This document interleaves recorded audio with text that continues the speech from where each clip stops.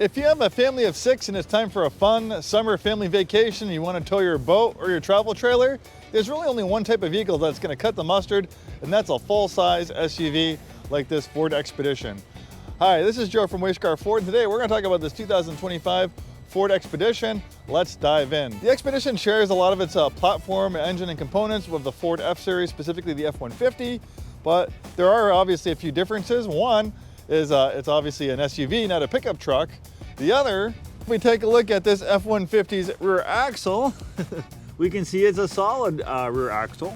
But then we take a look at this Expedition's rear axle, and we can see it's an independent rear suspension. That gives it better refinement, better ride quality and handling, and this thing is very well received by the automotive press. Where a lot of the competition still employs V8 engines, the Ford Expedition comes exclusively with a 3.5-liter EcoBoost V6, either pumping out 400 horsepower, or there's a high output version pumping out 440 horsepower. This is the entry-level active version, so this has the 400 horsepower version. I know only 400 horsepower. The 440 horsepower version comes in the higher trim levels and makes this thing really quick, like 0 to 60 under 6 seconds quick. That's like sports car territory, not full-size SUV territory. But with 400 horsepower, this thing is still really quick. When properly equipped, it has a tow rating of up to 9,600 pounds. The long wheelbase version, called the Expedition Max, is a 9,000 pound tow rating. This is the regular wheelbase, but obviously if you need more space behind the third row seats for cargo and luggage and things like that, they do make a longer extended wheelbase version of this called the Expedition Max. We can also see that we now have the tailgate operating in 2 pieces. That was an update for 2025. The Expedition got a mid-cycle refresh, revised exterior and interior styling, some new features. We now have this 2-piece liftgate, making it a little bit more manageable. The second and third row seats obviously still flat, turning it into like a little cargo van. You have these buttons right here where you can fold them down. A little bit extra storage underneath here as well. Interior space is never lacking in the Expedition. If you're a full-size adult like me, no matter where you're sitting, you're going to be comfortable. And one welcome change for 2025 is a redesigned dashboard. We have a new steering wheel design.